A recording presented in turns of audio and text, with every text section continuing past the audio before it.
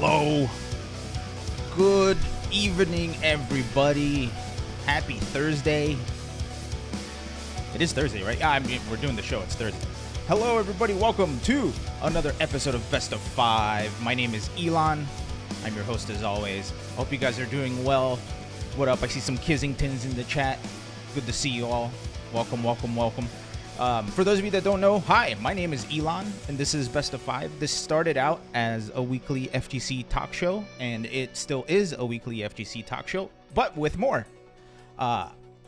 So, tonight on the show, we're going to talk about the MK1 gameplay review. We're going to talk about Street Fighter 6 and how it's finally here. It's finally out, but not all is sunshine and roses. Evil Nice Guy, you did not spell it right, but I appreciate you. And I'm not going to tell you how to spell it. Oh, Squidly ruined it. So we're going to talk about Street Fighter 6. It's out. It's amazing, but not all is sunshine and roses. There are a couple of issues here and there. We're going to talk about the Twitch Rivals event for Street Fighter 6. And we have the man, the myth, the legend, the Kizzy K, the destroyer of Exerd and Strive and KOF and Street Fighter 6 and all of the above. And the destroyer of content expectations as well. So shout outs to Kizzy K. We have him in the green room. He's got all green M&Ms. We got him with the Fiji water. He's comfy. So he'll be on a little bit later in the show. So to start our show, we have for those of you that don't know, Steve Ace King Offsuit Jurek used to be my co-host, but since he now has a child, he retired.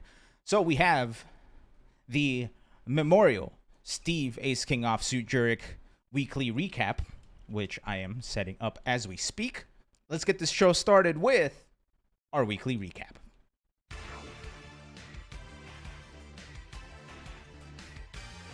And we're starting at DreamHack Dallas 2023 with Dragon Ball Fighters, with Ahmed taking the big gold medal, Mr. You're Done For taking silver, Easy Loves Taylor Swift rounding out the podium with the bronze, Opulence, Reynald, Trollster, Power of Armor, and Alpha Omega rounding out the rest of top 8 for DreamHack Dallas. And you can see in the bottom everybody that tied for 9th and 13th respectively. Congratulations everybody on a sick tournament. Next, Strive, and it was taken by Razzo. Razzo is back on top of the Guilty Gear Strive world, taking it over the moist one, Hotashi, taking second place. MFCR rounding out the podium. Razzo's partner, Umisho, taking top 4. Easy, Elucid, the $3 Hala, Shine, that's a surprising name to be up there, and Zentai rounding out the rest of the top 8. Some names at the bottom there that you can recognize time for 9th. Galactic Bounty, Kepler, Kermit, and Flash Metroid. And you can see everybody else that tied for 13th there as well. So shout outs to the Guilty Gear community for showing up at DreamHack Dallas. Next, we're going over some King of Fighters 15th. And boy, oh boy, wouldn't you know it, Reynald won. What a surprise. Second place, former co-host of the show, Donka, taking the big silver medal once again.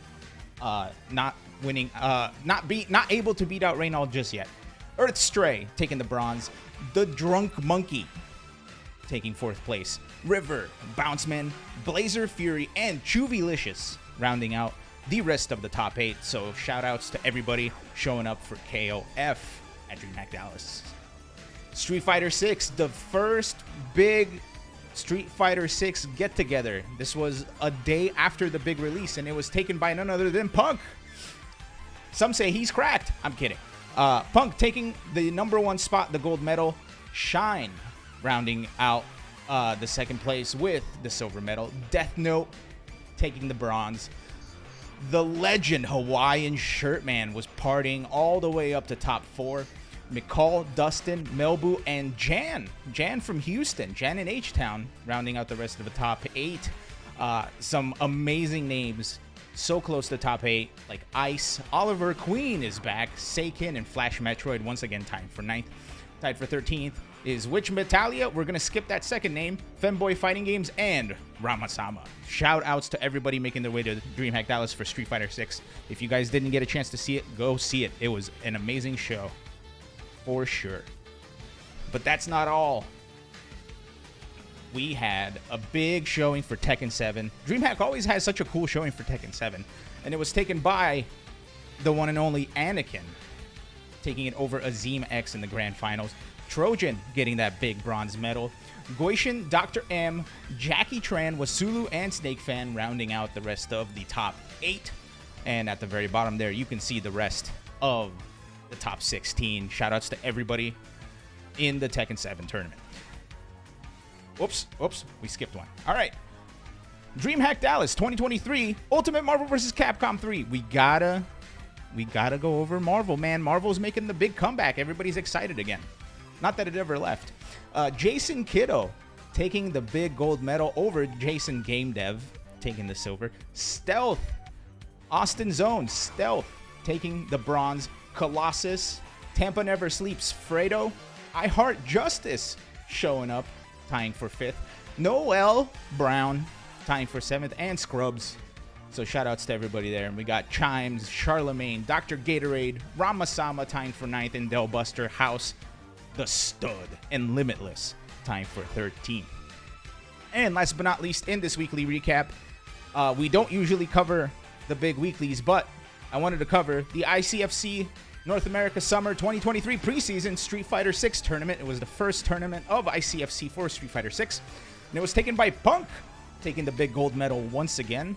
JYK coming up in second. Masoma, Anime's Masoma, reaching the big bronze medal. Arcade Rat, which if I'm not mistaken is Julio, tying for 4th. Not Pedro, all the way from Brazil, tying for 5th. Shoutouts to the good netcode. We'll talk more about that netcode later. K7 Show Off also tying for 5th. Another Brazilian, Zlatan, tying for 7th. And Samurai, the Samurai, also tying for 7th.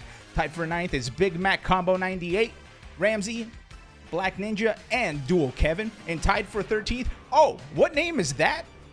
Huh. Wow. It's almost like I played that tournament. Anyway, BestofVShow, whoever they are, tying for 13th.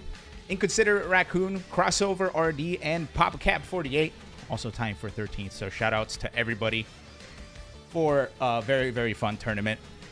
And that, ladies and gentlemen, is your weekly recap.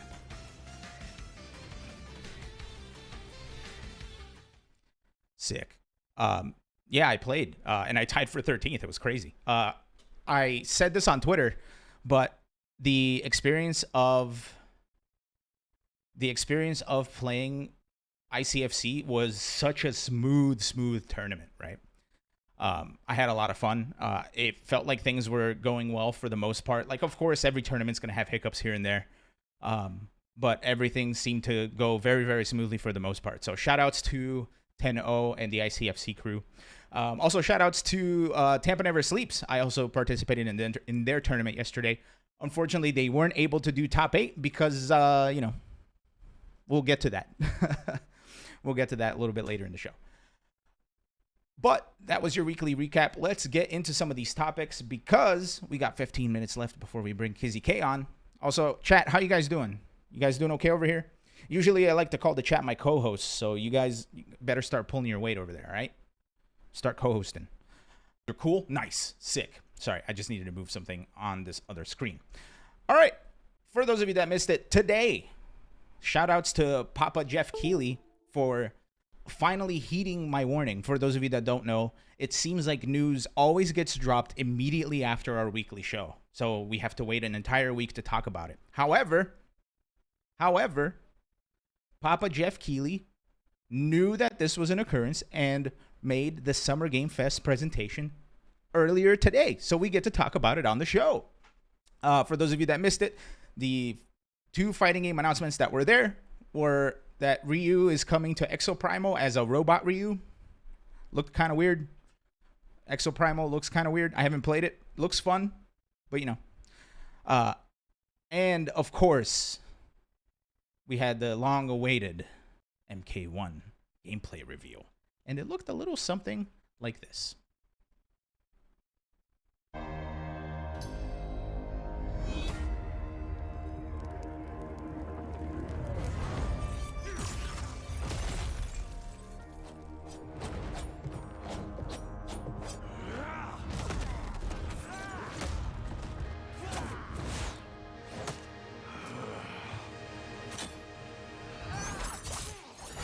Also, viewer discretion advised because of blood and gore and stuff.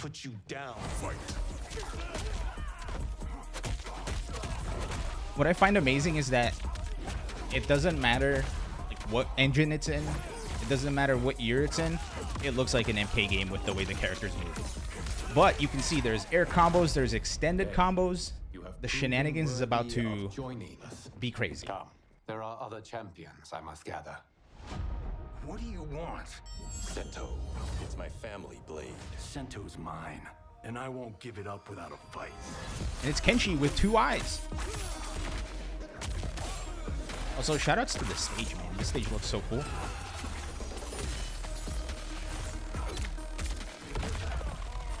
And then, yep, there's the reveal of what's it called? The cameo fighters.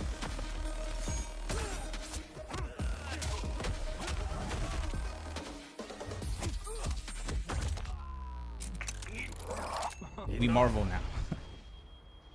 Okay. Also, I love the detail of the fire alarm ringing. Who are you again? Lord Liu Kang, protector of Earthrealm, god of fire.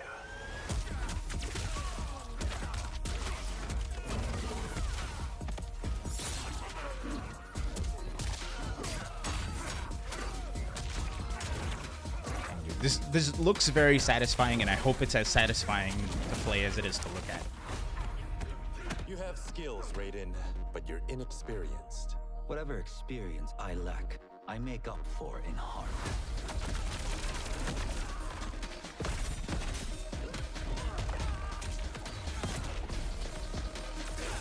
Also, Eris made the joke that Raiden's doing community service. That's why he's wearing orange. So stupid. And then he kills his compatriot. What the hell? If your disease becomes known, you will be banished. I only want what's best for you. Or do you secretly covet my throne?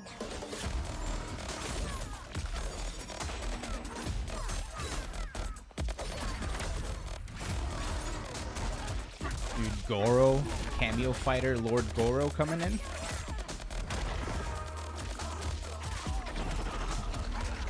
Yeah, they Ed Boon did announce that the forecast are also cameo fighters, so you can have like Sub-Zero cameoing for Sub-Zero, or you could have Kung Lao. See, Kung Lao is cameoing for Scorpion, and of course we have X-Rays are back, and Team X-Rays at that. So get ready for wackiness. I can't wait.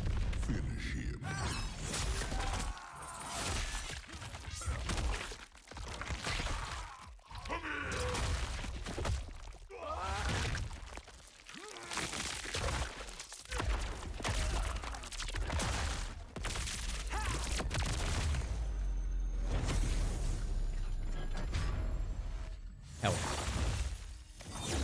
can't forget the classic, of course.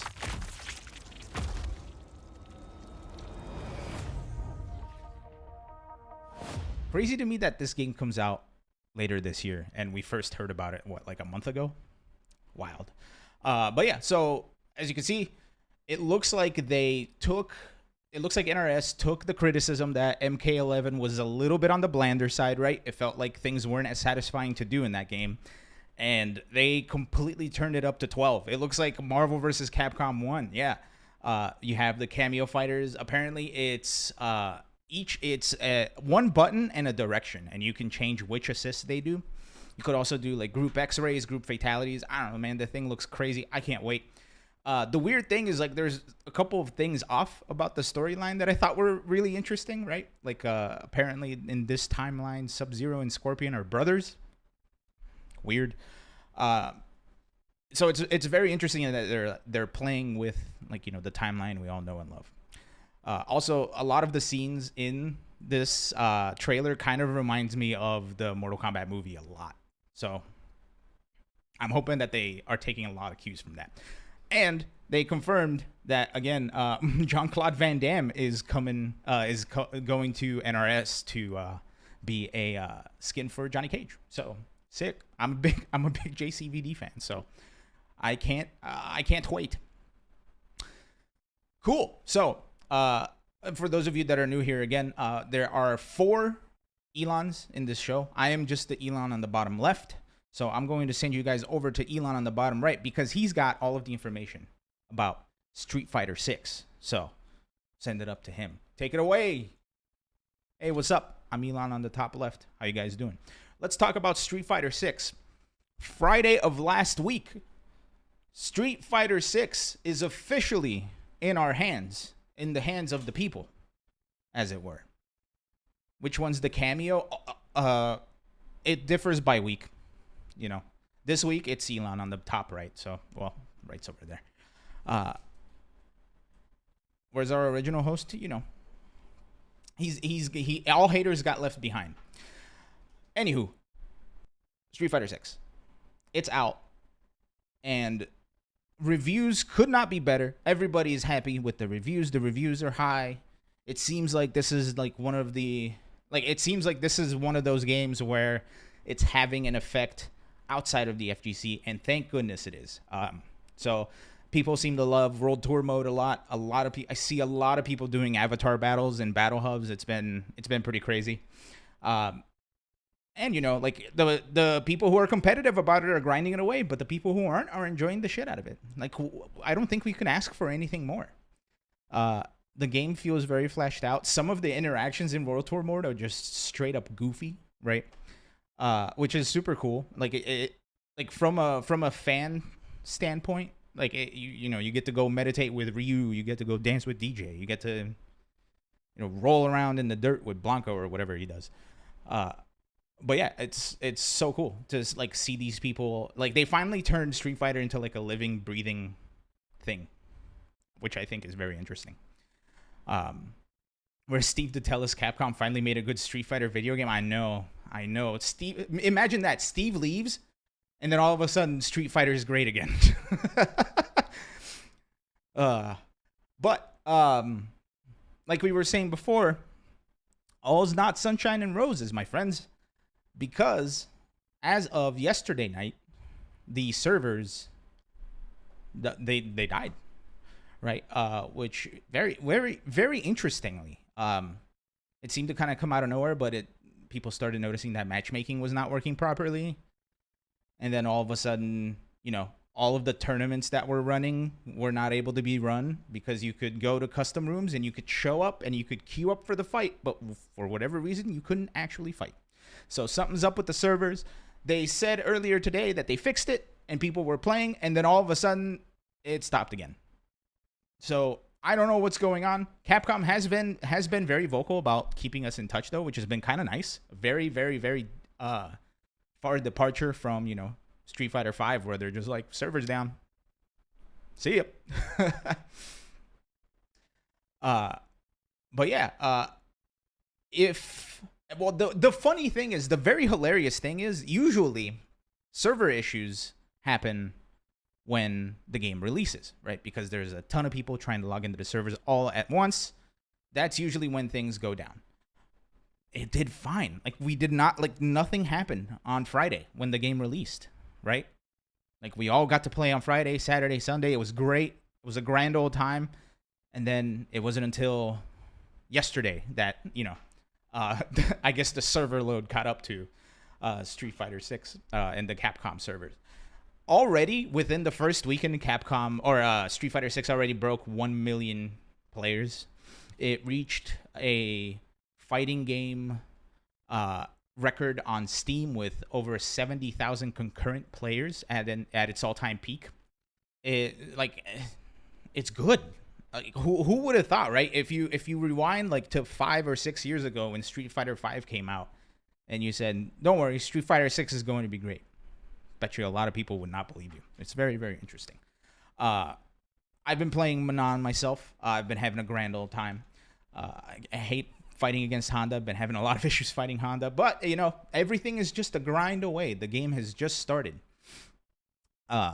So I can't wait to see how things shake out from here. You know, I wish there was more for me to report on, but it's literally like the game came out. It's awesome. I wish I could be playing it. Yeah, I think Steve thought about coming back, and that's why the servers went down. All right.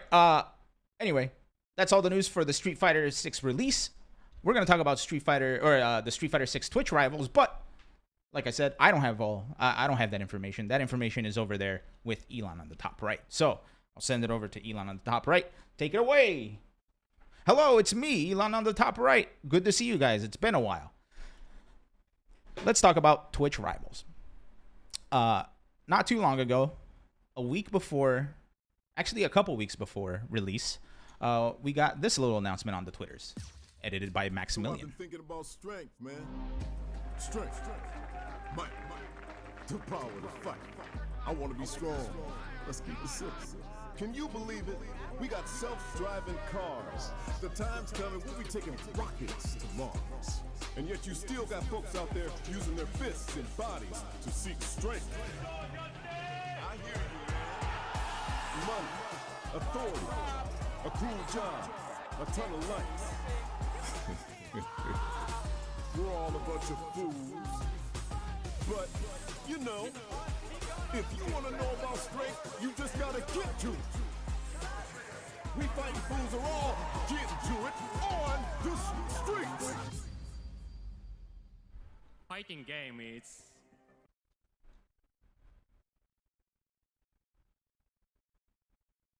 What do you... Oh, the audio died.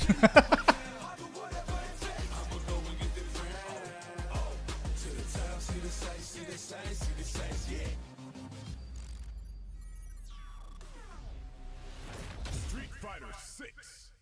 Yep, the Legacy Showdown of Street Fighter 6. This was later revealed to be a Twitch rival event with 8 teams of 5, each team representing a different quote-unquote generation of the FGC, from versus games to anime games to Alpha to Super Turbo to Third Strike, 4, 5.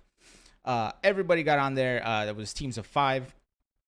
Yesterday they played and they whittled down the 8 teams to 4. And those teams were playing today. Well, those teams that were going to play today are here. The multi-game gods with Sonic Fox, Shine, Wolfgang, Knuckle Dew, and Mena RD. Team Street Fighter 4 with Alex Myers, Nephew, Samurai, 801 Strider, and Julio. Team Street Fighter 5 with Brian F, Tryhard, JB. Sorry, I should have just said JB. Idom, Just a Kid, and Snake Eyes. And last but not least, Team Anime with Diaphone, Fame, the man himself who's here, Kizzy K, Flash, Metroid, and El Shakote.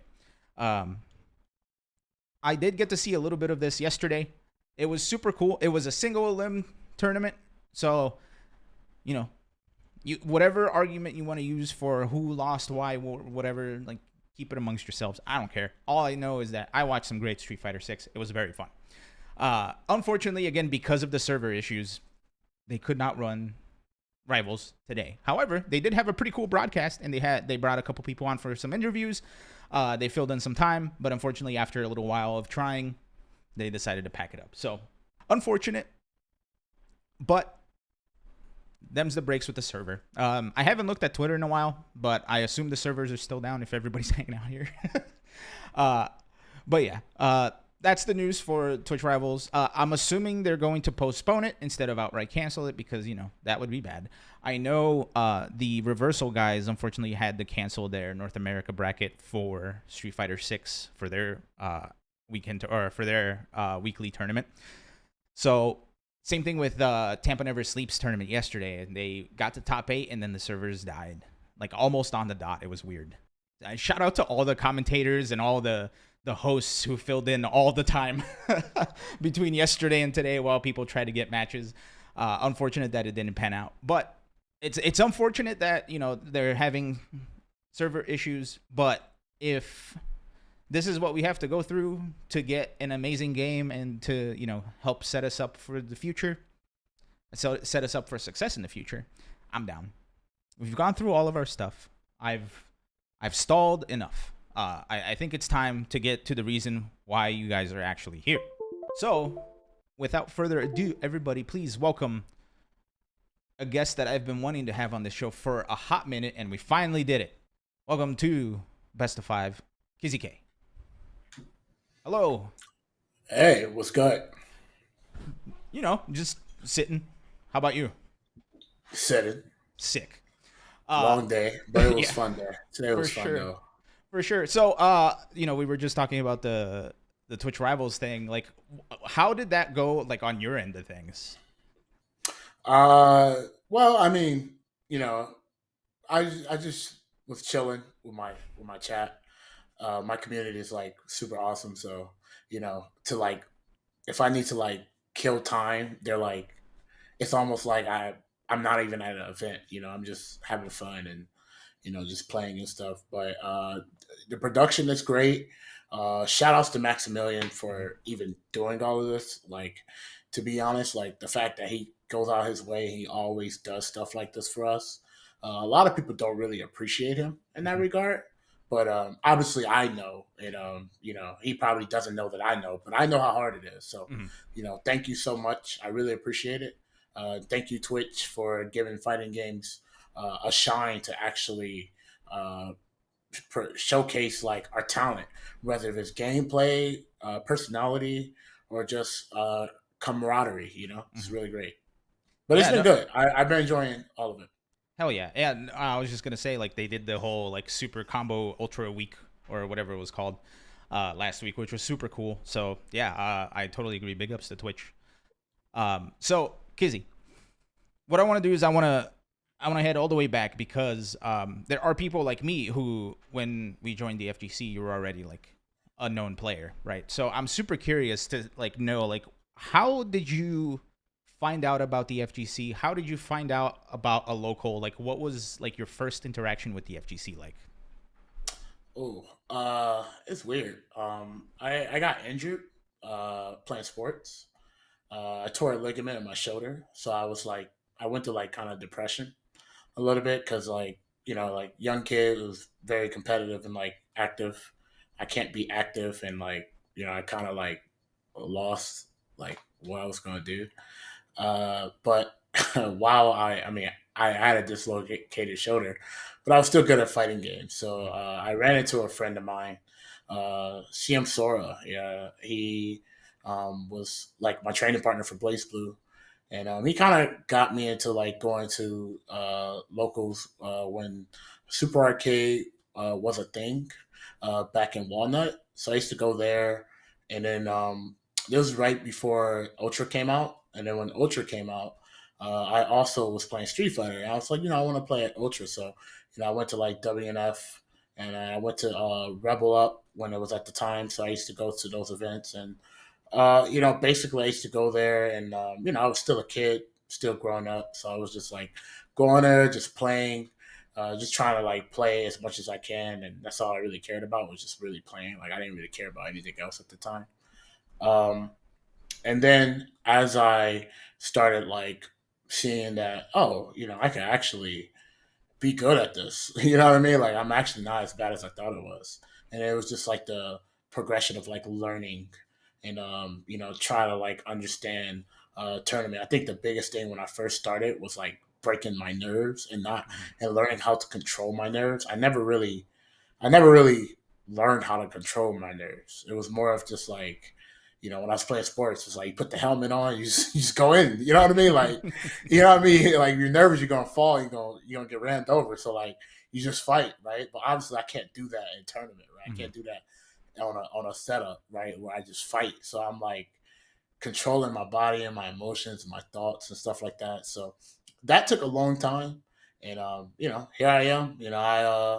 I put a lot of I did a lot of stuff near the end of Ultra, but not enough to get exposure.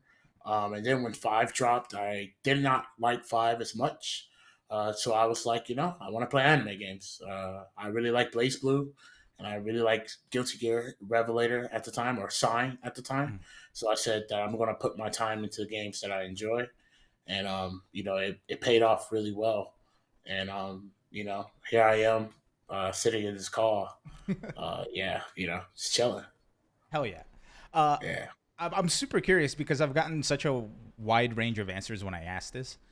Is there like a moment where you realized, like, can you recall like a moment where like either where you were at the arcade or whether you were at a tournament where you were like, where you went from like a player to like a competitor? Like, Well, I went to Arcade Infinity once, and when I went there, I got my back blown out. Like everybody was literally like grown ass men just beating the hell out of me, and I was just like, oh, okay, cool.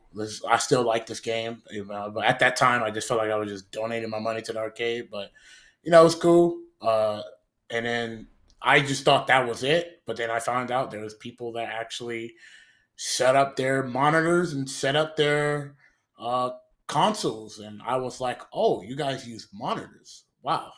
I had a 64-inch fatty back Sony TV, so I was amazed. You know what I mean? But obviously, I figured out like, yo, this is like I definitely should like you know start practicing with these things. And I still felt like I was a player. I was a big fan of the games, and I just like competition. So I just felt like I was just there. But then at a point, I just was like, like I feel like I'm just too happy where I'm at, and once you start getting good, you start hate being complacent. So I was like, I don't really like just doing this. I actually want to try to win something. And I that's when I felt like 2016, 17. It's where I actually felt like I was a player. Yeah, when I actually started like playing. So, yeah, hell yeah. and then that year I won 3 tournaments in a row. So Sick. I really felt like that was that year, and here I am cracking out Street Fighter 6 now. It's like So I started all over again. yeah, right. It feels like it's very cyclical. And I specifically wanted to talk about Guilty Gear too, because I think that's how I got to like how I heard about you and how I got to know you by watching you play Guilty Gear. Guilty Gear Revelator, specifically with your Sin. Um, what was the switch from Revelator to Strive like? I'm very curious about that because I feel like there are very good parallels between like Street Fighter 4 and 5 and Revelator 2 and Strive. So what the biggest thing was is like for Rev 2, for me, like when I first started getting into like Guilty Gear, Nerd Josh was living in California at the time, and he had a house, and it was him, Paul, Monique, and they used to host sessions and stuff. I used to go there, and I used to have people that I could just actively play all the time. And like as I leveled up, you level up with you elevate and you meet new rivals. And as I improved, I kept finding those players that wanted the will to win. It was very strong, and I had a great training partner. I had a great people around me that actually just played and like challenged me, and like I felt like pushed me really hard. And being a hungry player, just I feel like it kind of works itself out. So get into having that, and then strive just kind of just online, and like I feel like the direction of like what people wanted in terms of fighting games kind of changed. And I feel like the biggest thing was the will to win. I feel like it changed its direction on how people wanted it. Mhm. And it was one of those things that I wasn't really connected with it well. I guess because it's something new. So right, it's something new to me. So I felt like the learning process for that was like really huge. On top of like, the game being like a ST. You know what I mean? Like you get hit one time, you might lose the game. Mhm. And growing up like playing the games that I've learned, I never really lost or like play games that that happened like that. So it was like a learning. I just feel like I was like learning like a whole new thing, on top of like accepting a new thing as well. So it was a really like big jump. Like it was like crazy. like so big where like they don't seem identical. That's how big it is. Gotcha. By the way, chat, if you guys have questions for Kizzy K, feel free to type them in the chat now. I'll work them into the interview. So something else that I've noticed. Well, actually, first of all, before we move away from Strive, how did you like Asuka coming out, like the most recent character? Have you gotten a chance to play with him at all? Dude, he's actually the coolest character in the game. Like he is so cool. I feel so bad that he's like locked into like a mechanic that really holds his full power. But he is such a fantastic character. If I ever like decide to like want to low back Strive and just play, I think he might just be the character I just pick up and play. I just feel like he's just doing a lot of cool things. I like, he's like a cool mage. You know what I mean? It's just, he's the gear maker. I feel like his aesthetic fits exactly what he is. His cape is fantastic. There's a whole galaxy in his back, technically. And I just think he's a cool character. I think really glad Arx has kind of like finally made him a playable character. Yeah, for sure. Yeah, he was only fightable in one game, but I'm glad like was it Overture? It was Overture, yeah. Believe it or not, like a lot of his moves from that game actually is in the game. Oh, that's sick. Yeah, and it kind of took like the Overture mechanic and kind of slapped it on there too. It was pretty cool. That's sick. I might have to go watch like one of those YouTube boss fights of him in there. So, like you were saying, like you just play a bunch of different games. Our ex-co-host Steve Ace King off Suchurik actually posted a question in our Discord, and he wanted to know, like, what's the most obscure game that you've labbed out, that you've played? Obscure game that I labbed out? Like fighting game? Yeah. Obscure fighting game. I think the only game that I really felt like that I labbed out and like I knew that this game was like insanely like broken was Kianta. Sick. Yeah. Every time I see that game, it's always a blast. It's a funny game. Like I don't like I know it's like it's supposed to be jokes, but I will actually watch that game if it made main stage Evo just because I just want to see everybody's reaction of like what's going on. I just want to see I'm not laughing at the game, I'm laughing at the reactions of people experiencing that game. Yeah, for sure. I love that it's always like I think it's a mainstay at this point at Vortex Gallery. So I'm hoping we see it again this year. It's cool. Yeah, it's a cool game. Hell yeah. Okay, so the next thing I wanted to talk about is actually something that is to like behind you to the left, King of Fighters. Because I've seen recently you've been having some really, really good results with King of Fighters. So like, was King of Fighters a game that you've played in the past and are coming back into now, or is like, did you just want to try it and liked it enough to grind it out? Like, what's the situation with King of Fighters? So when I was young, I grew up in a bad neighborhood, South Central LA. I was game banging was very popular. I couldn't really go outside of my block, but there was a liquor store that was right up the street.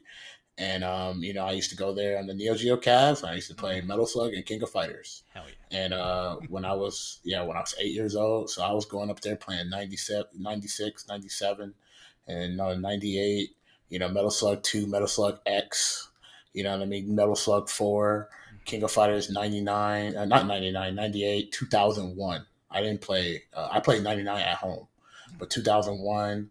And, I naturally always played KOF. That was just like a game that I always played. I played Marvel vs. Capcom a little bit, but not every liquor store had a fixable Marvel vs. Capcom 2. That was always the most destroyed. Yeah. I used to go to a bowling alley, and they used to have CVS 2 there. So I used to play CVS 2 there just casually. Then when it came on consoles, I bought it for the PS2. So, KOF was always there. Anytime KOF was always there. So obviously when I wanted to get competitive, learning the game wasn't hard. It was understanding fighting games. Mm-hmm. It's like the move sets and doing the things was not hard. It's why does it work was the hard part. So I actually always naturally felt like I was kind of like me seeing something was like, oh, that's how that works, Mhm. and it just kind of works out like constantly. So I've been playing KOF basically since I was 8 years old. you know. Gotcha. Mhm. And what do you think about KOF 15? Are you happy with it? I think it's the best KOF game. Oh hell yeah! Yeah, Nice. yeah, it's a great game. So with this breadth of games that you've played, Link Cable Gengar in the chat is wondering, since you've played so many games, what fighting game character do you most closely identify with, if there's any?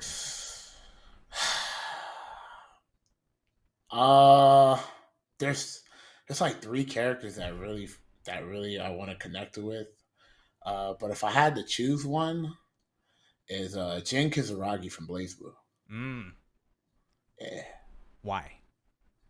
I just really like that he like a lot of stuff that he does and stuff.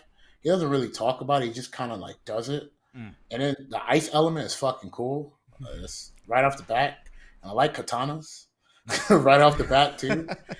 And like, yeah, he kind of just does things kind of like his way. He's kind of like the anti-hero. Mm-hmm. And I kind of like characters that kind of like they do things where a lot of people not understand them, but like if you really think about why they do things, you kind of like understand, right? Mm. But in the heat of the moment, you're like, wow, you did all of this, da da da da da. But when you kind of like learn their lore, you're like, damn, it's not that bad. I kind of understand, and then it lets the consumers choose Mm. whether or not they they view him as a person that's good or whatever. And I kind of like that they're like very like tame in terms of this person's bad, or this person's good, or this person just does his own thing. I really like characters like that personally, so that's why I like him a lot. Nice. Hell yeah. Yeah. Also, I grew up in Rio de Janeiro, Brazil, so I totally relate to growing up in rough neighborhoods and not being able to go outside. So I appreciate you sharing that. Yeah.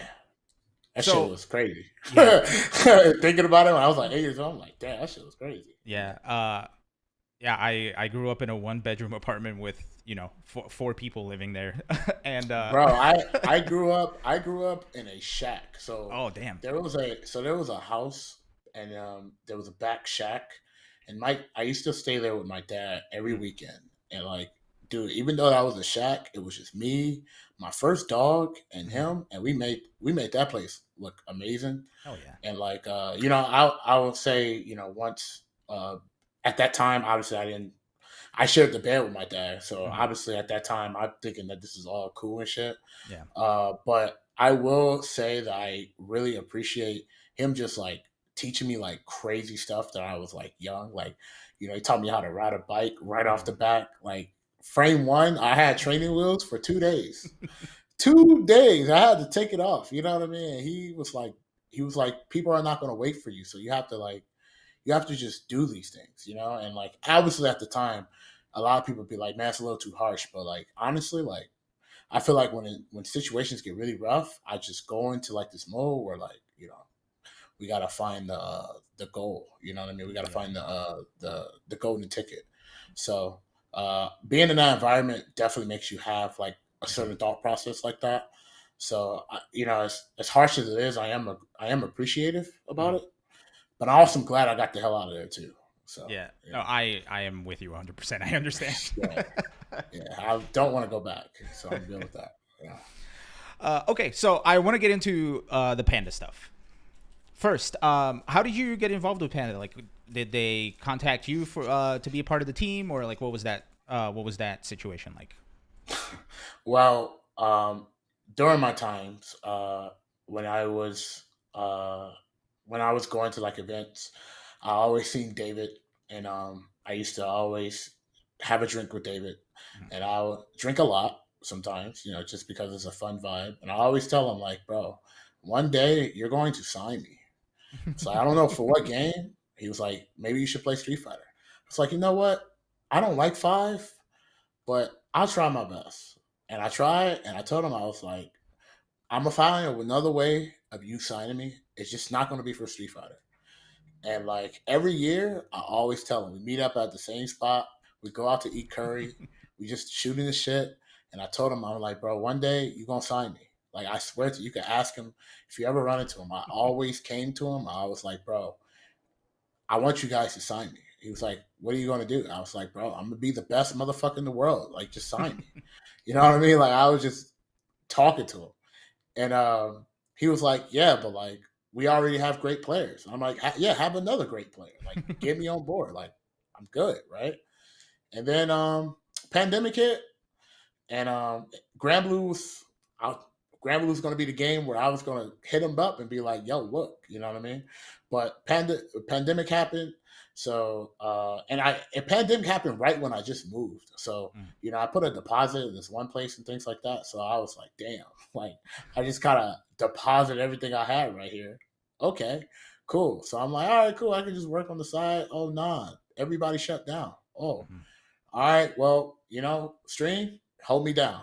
Everybody was at home too. So, you know, everybody was cool. And I had my Habibi ass setup where, you know, everybody could hear my fan and everything. It was really bad times. But, you know, we made it really good. So Yeah. and apparently one of the Panda members was in my chat and somebody asked me a question and I gave this person like a super long rundown and like broke down like how to get good in this situation and I was sitting there like showing him examples and then I was like talking about examples and like that sold them to sign me.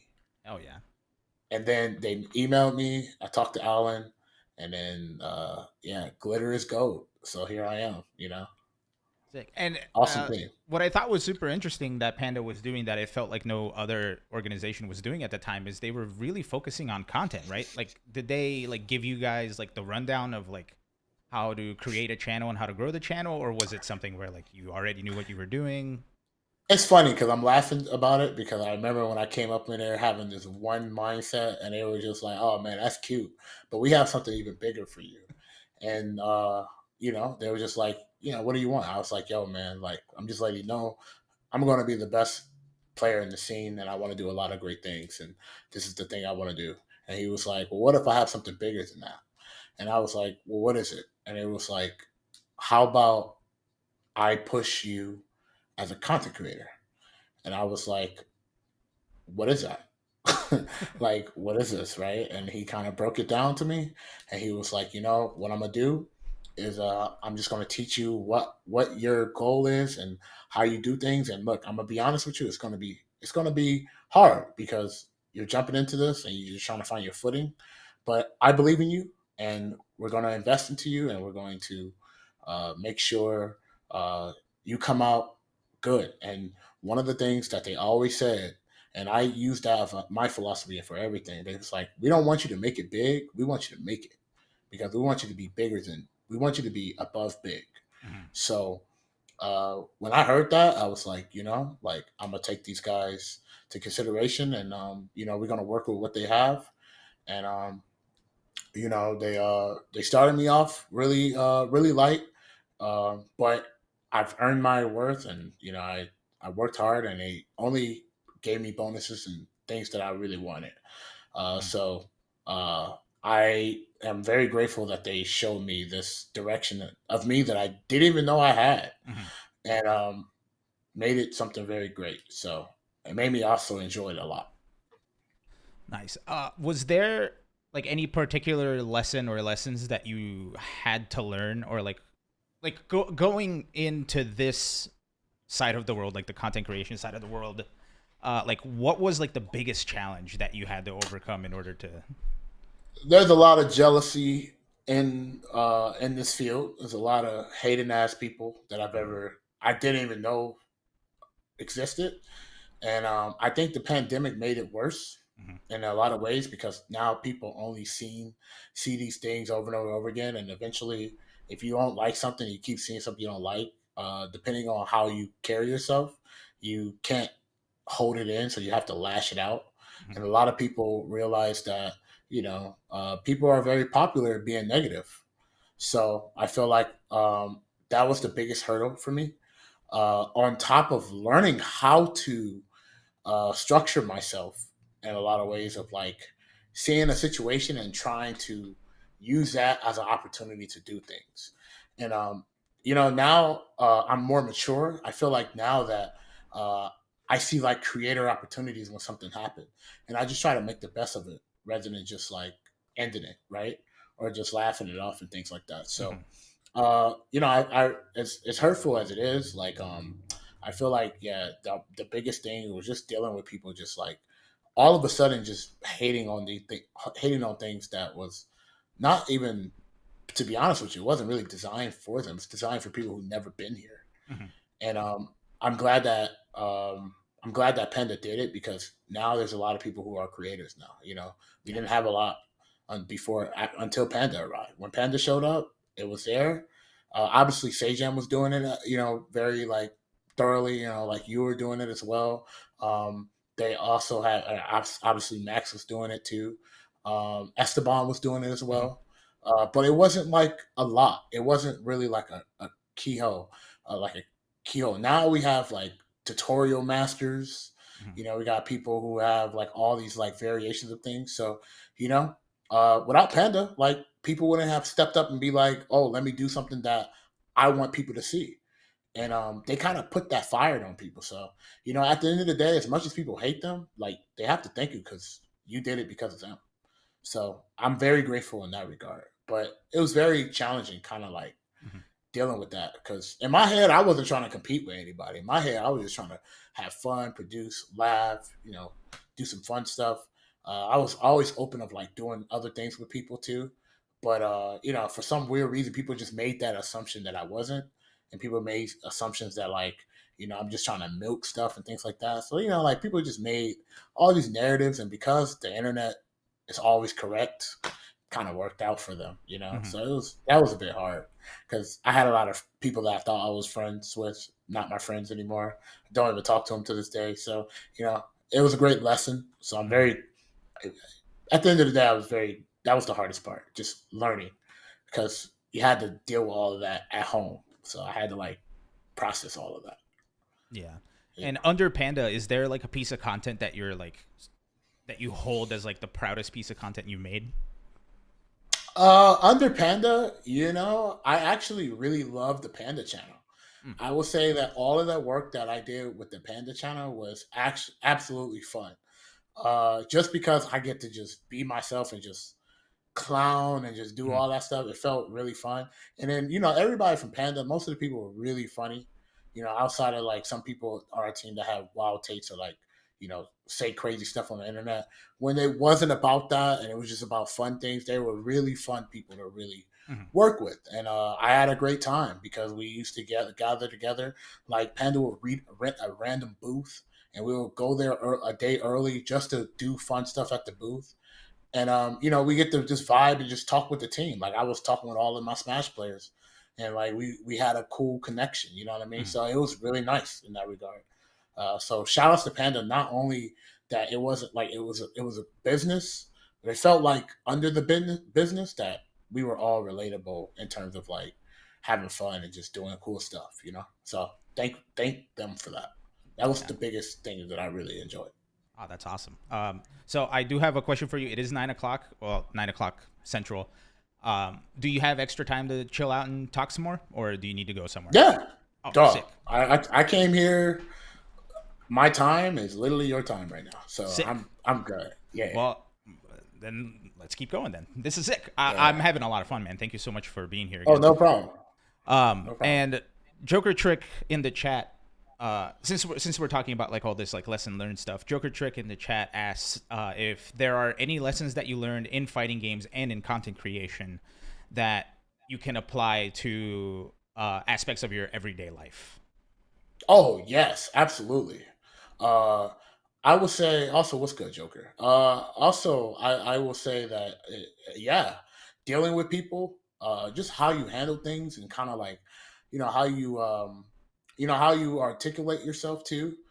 Sometimes we can slip up and kind of say things that some people might take it way more personal than norm. So like even just being mature, I always try to like learn like word myself in a way where it's not really like harmful in Mhm. any way. It's just more of just like, if it's harmful, it's more of like you don't like that I said about your character and something like that. But it's never like personal, right? Like it may be personal about what you like, but it's never about personal about who you are or what you are, whatever it is, right? So that is really huge. Understanding just like yourself. I learned a lot about myself during the pandemic, I want to say. And so like when I'm doing something, I know what it is. So it's more like I feel like playing games, you kind of learn about yourself too in certain situations. Like let's say for example, you're in a really bad situation, you like, oh, I'm panicking. You know what I mean? So like now when I say I'm panicking in my head, I go back and I see like how my body language works when I'm panicking. And so things like that I kind of take to high consideration. And it's been really it's a really great role. I will say that that is the biggest thing, and I think that's the most important thing. Is like I knowing how to articulate yourself and knowing how you word yourself properly and what you are presenting and things like that. It's like the biggest thing first personally for me. Yeah. No, I feel like that's the biggest thing that we should all think about. Facts.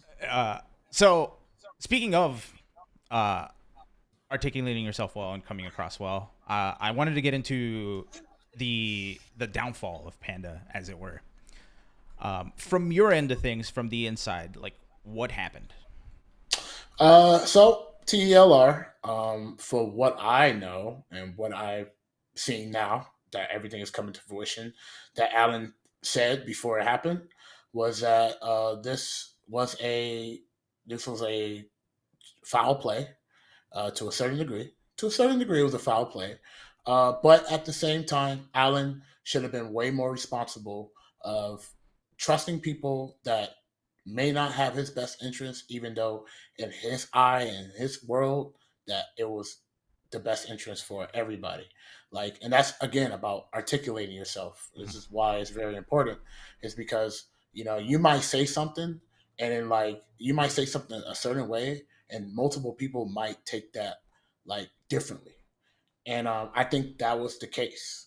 And I think instead of them kind of like confronting him about it and things like that, they made it amongst themselves to create like a little, society and kind of like talk about these things. And, that was his biggest downfall. It's like, you can't really trust people unless you word yourself in a way where they can't really say these things, but because you did so, because you're trying to be like the cool guy, and honestly, Alan was really trying to make everybody eat. Like that's exactly what was his plan. He knew that he was like, I have the formula, and I'm going to push to get the formula so all these players can eat. That was his whole philosophy, and I just think that what happened was, these guys didn't want to lose where they were. And they basically was like, "Yo, this is what happened." And Alan was saying all these things, and it's very easy in the Smash community to convince people because everybody already hates Nintendo. So why not use Nintendo as like a scapegoat? And like what people are gonna say? Nah, this is not Nintendo. Everybody's gonna be like, "Oh yeah, that's right. They did this with Project M. F this company." You know what I mean? It's very easy to do that, and I think that they were very smart with the play that they did. However, it was Panda's downfall, and I think Allen should have stepped down immediately. And I think what happened was he was trying not to step down, and that was not the case. That's why it took a long time for him to step down. It's because he didn't want to, because he wanted to. He felt like he was innocent, and to a degree he was. But again, what he did wasn't anything malicious. If you look at it from the grand scheme of things, every business is always trying to find a way to expand.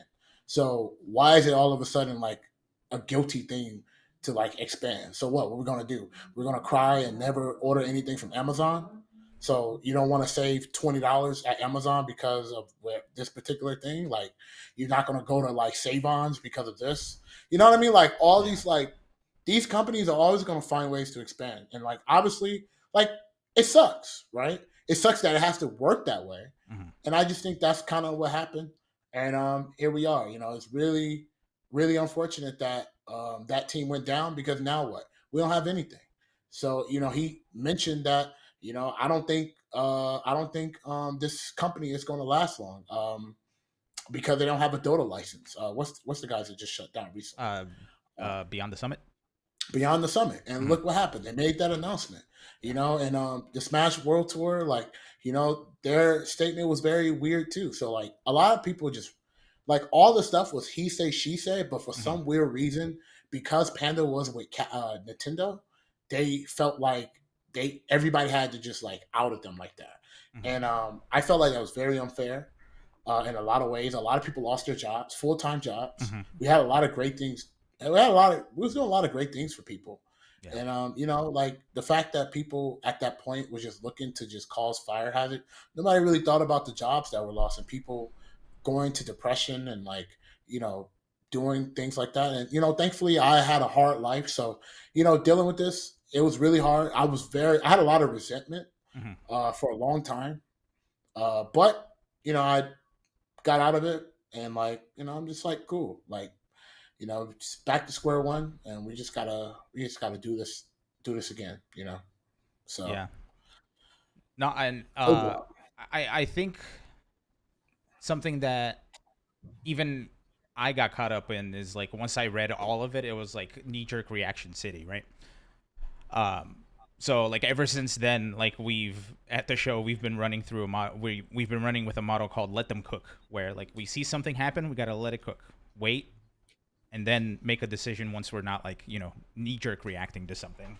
So it is very unfortunate, and I think that's like one of the few things, like one of the first things that popped into my head was like, because I know a lot of people do a lot of thankless jobs behind the scenes, and a big organization like Panda shutting down definitely was probably going. Well, it was going. It didn't help that the fighting game scene started also cherry picking with the Smash community, saying F Panda and all this other stuff. So like, it just really felt like all the people that didn't like us during the pandemic, there was like a perfect opportunity to kind of like attack them. Yeah. And it didn't help. Everybody who wanted to defend us didn't want to defend us publicly. Because we were getting doxxed. People were sending me hate mail, racist mail, all the stuff, I mean, bro, I don't care about that, but they think I'm going to get hit by it, but it doesn't affect me. But it can affect others. You know what I mean? And like, I'm not how I feel is not the same how everybody else deals with things. But it's just crazy how like all that stuff just happened, and like nobody didn't have our back, and then like when everything just kind of like faded away, everything went back to normal. You know what I mean? For some weird reason, everybody started liking me that I wasn't with Panda anymore. I was just like, it's crazy. I'm doing the same thing. So it's Do you think it goes back to what you were saying before about people being very jealous and envious? Yeah. We were doing a lot of stuff that people wish they could do, and that's how it is. Like, that's just the current life of things. Personally, for me, if I see somebody doing some crazy thing, I'm hyped. But that's not I'm not everybody. So for some people, they take it more personal that people are just doing a job. For some weird reason, doing anything within the scene as a job is like looked down upon within the scene, which is crazy to me. I don't get it. Yeah. No, so. And it feels like the situation with Arturo and Macherino was very similar, right? Where I mean, personally, I thought I was like, bro, Art, what is this? But if Art knew that he wasn't like a really strong like voice in terms of talking, I just felt like he should have got somebody a PR immediately. Him like stalling and doing all this stuff, I think just made things worse. Yeah. But then like again, like with the Macherino thing, like it's crazy to me that Macherino kind of like got away with it because we're still using it. So like you know what I'm saying? So it's like people are very selective in terms of like what is like okay and what's not okay. And I guess expanding as a company is not okay, but as long as people are getting money by like entering a weekly every week, that's totally okay. But what they did in terms of practice is we just gonna let that rock. You know what I mean? So it blows my mind how things work. Yeah. Yeah, no, and like it's a very similar situation to the Panda stuff. I feel like there were a lot of other TOs and broadcasters who kind of took the chance to like put art down even further, right? Which I found very interesting. It's very weird. The internet's a very weird place because I feel like if it was like a less or a more personal thing outside of Twitter, I feel like all of these situations would be very different. Yeah, I always look at it that if it's people living a good life, people want to tear it down. Mm-hmm. But if it's like something that people could benefit off of, nobody wants to mess with that. Mm-hmm. Hence, you know how we talk about how Amazon is a trash company, but here we are on Twitch. You know what I'm saying? So people are why? Because we can make money off of it. Mm-hmm. So we're not going to talk bad of when we make money off of, but that person that's making all that money we ain't getting, we're gonna tear that shit down. Yeah, that's just that's how the world works. And you just got to be very smart. You got to be very smart. And Alan was not smart.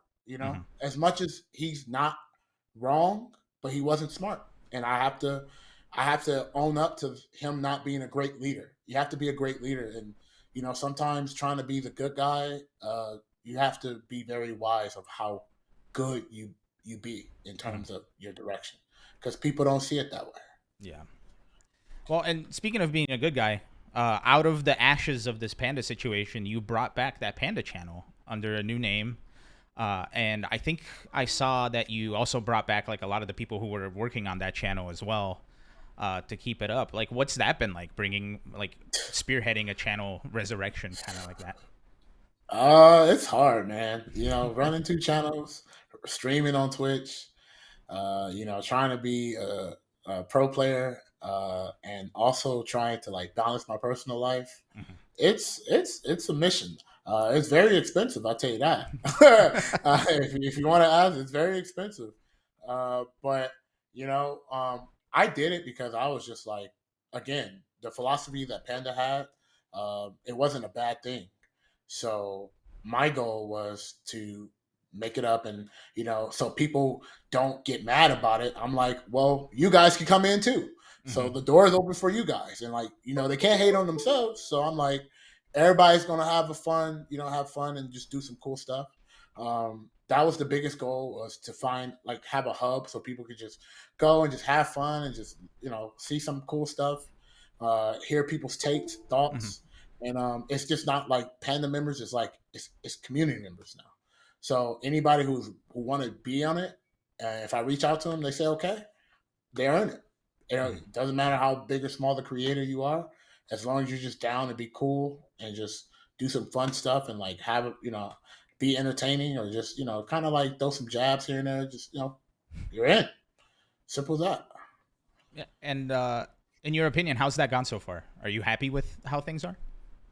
Yeah, I actually was kind of concerned because, again, you can't say the P word on the internet anymore, So I was afraid that people was going to be like, oh, this is the P words channel. But everybody was like, yo, positive about it. People were very happy about it. And I was so overwhelmed. Mm-hmm. I think that day made me so happy. And I don't think a lot of people knew that. But I was so happy that day. I was like, wow, everybody really cares about this. I really just want to work hard and just like give some cool stuff. And, I have a lot of ideas that I want to do. So, I just can't wait to showcase and show you guys. But, it's been really great. I've been really happy that everybody's enjoying it. That's all I care about, is people enjoying it and liking it. And like, I'm just going to do better every time, So that's pretty much how it is. Yeah. And finally, what's next for not just that channel, but for you as well? Like what's coming down the pipeline that you're excited about that you can talk about? Obviously I'm going to be competing in Street Fighter 6. My goal is to get into Capcom Cup. Mm-hmm. So I'm going to be taking time and get there. As far as content, I'm still going to be running two channels. Mm-hmm. The goal is trying to get 100K for the channel by the end of the year. So I want to make sure I get that to 100K as well. So I'm going to be putting a lot of time and investment. As far as events go, I am going to be going to CEO. So I'd be a CEO. Evo, because Evo's up the street. Mm-hmm. And from there, I think we'll play by the ear, but that the next thing basically is succeeding to my goals that I have this year. So that is the next thing. I have a couple of things that I want to do. So. Oh yeah. Also, congrats on the big silver play button as well. I saw that earlier Thank this you. month or last month. Thank you, man. Thank you, man. I appreciate it. Nah, dude. It's cool seeing people in the FGC thriving, man. Yeah, I want the scene to thrive a lot, actually. I just think that it's going to take Street Fighter 6 to do it, and it kind of did. So now I just hope my hope is people use this as an opportunity to grow rather than an opportunity to tear. Yeah. And because that is a common thing that we always do is we like to tear things what we have nice for us. So I'm hoping this year people see this as like, yo, let's just do something great, and then like push from there. Hell yeah. So I have a couple more straggler questions that I wasn't able to work into the interview, but a couple people on the Discord asked. First, it's Squidly who's in the chat here as well. He asked, do you still play Kai or have you moved on to another character? For what game? I'm assuming Strive. Yeah. I don't play Kai. No, I'm sorry. I don't play him just because that it's not fun having to kind of like play him in this current meta of the game. It's not like he's bad, but what he does is not good enough to convince the opponent to do things, right? Mm-hmm. Like conditioning is very important. And he don't have the tools to condition your opponent, and that's really bad in a game where you get hit one time and you die. Mm-hmm. Yeah, so he's not fun. Yeah, I love the fact that you called Soul Headband Kai, by the way. Yeah, I thought that was very endearing. Who are you playing in Strive now? Are you gonna stick with Asuka or are you gonna? Soul and Asuka are two characters I'm going to be playing. Yeah, sick. Cool. Looking forward to that for sure. And one final question from our ex co-host Steve Ace King Offsuit Jurek. Who's winning the NBA Finals? Oh, Miami, bro. Come on, dog. Yeah. Yeah, bro. We gonna let this game slide. Last night, I don't know what happened the third quarter, fourth quarter, but things happen. But I'm definitely voting for the Heat, bro. Jimmy Buckets is definitely not losing. Yeah, we were at Combo Breaker when that crazy shit happened in the the Celtics and I forget who the other team was. Was it the Lakers? What year was it? This year at Combo Breaker, where they had that buzzer beater. I wasn't there. Oh shit. Yeah, I wasn't there. Man, you're talking about Game 6. Yeah. It was. You're talking about Miami versus Knicks. Oh, the Knicks, yeah. Yeah. I think so. Yeah. Oh, sick. Yeah, because I haven't followed basketball in a while, but immediately after the Combo Breaker event, we were all hanging out in one of those bars, and it was just packed because everybody was watching the game. So it was very interesting. So first of all, Kizzy K, I'm so glad I got you on the show. I'll definitely we'll have to share a drink or something at CEO because I'll be there as well. Awesome. And for the people who are here who don't already follow you, where can they find you? So they can find me on Twitch at KizzyK310. You can also follow me on Twitter at Kizzy_K. You can also follow subscribe to my channel. You can subscribe to my YouTube channel to Kizzy K. It's very easy to find. Shout outs to the Kissingtons, always holding me down. YouTube, Twitch, Twitter. Yeah, I don't. Most Kissingtons usually vibe with me on Twitch and YouTube. Shout outs to Ilan, great person in my life. I really appreciate her. Good friend, always holding it down, helping me out. Shout outs to the Amiibos out there too. Very great. Shout outs to Justin, always letting me know what I need to do to better my content in terms of how to direct things and things like that. I really appreciate that. Shout outs to the house, Nerd Josh and them, those guys. I wouldn't be here without them. So, shout outs to them. Also shout outs to shout outs to the homies, the Rhino homies. You know who they are. I have my little small group where we talk about basketball. Shout outs to Yeah. Shout out to Juices, my boy, like training partner for Street Fighter. And even though I play his Nago all the time, and I used to rage about that, thank you for just dealing with Nago. I used to play that matchup like for first to 30, and I used to win or lose. I'm like not happy. I'm like I'm pissed, bro. You know what I mean? Like I'm just not happy because I'm like, bro, who let this character rock like this? You know what I mean? Like I'm just mad. You know what I mean? Yeah. Yeah. So it doesn't matter who wins the game. Nago always wins. Yeah, bro. Like that. Crazy, man. You know what I mean? Also, yo, yeah, that's it, man. That's Awesome. really it. That's all I really have, and that's all I really need, to be honest with you. So, Oh yeah. you know, I appreciate that. You know, shout out to the community. You know, Oh man, people who actually go to events and are actually cool. You know, shout out. Yeah, 100%. No, yeah, like you were saying, like some of the Kissingtons are here. It's been a super cool vibe. So thank you everybody for coming in, and thank you for sharing some of your time with us.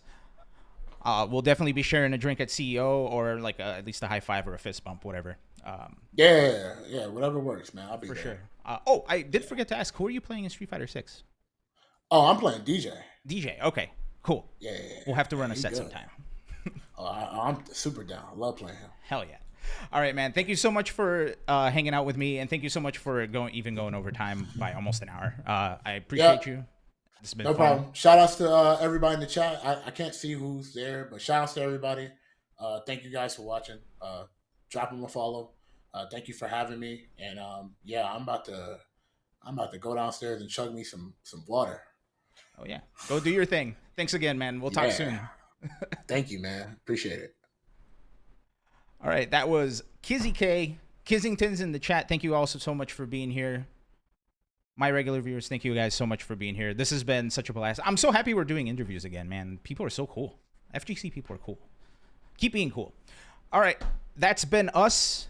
This has been another episode of Best of 5. I'll be back this weekend. We'll have another Punishment Wheel stream. For those of you that have missed it, when Street Fighter 6 came out, I play Street Fighter 6, and then if I lose too many times, I have to spin a punishment wheel. I bought a couple of new things that are going to be interesting. Please feel free to check out our YouTube, youtube.com/BestofVShow, twitter.com/BestofVShow. Follow us on here. Appreciate y'all. It's been fun. It's been real.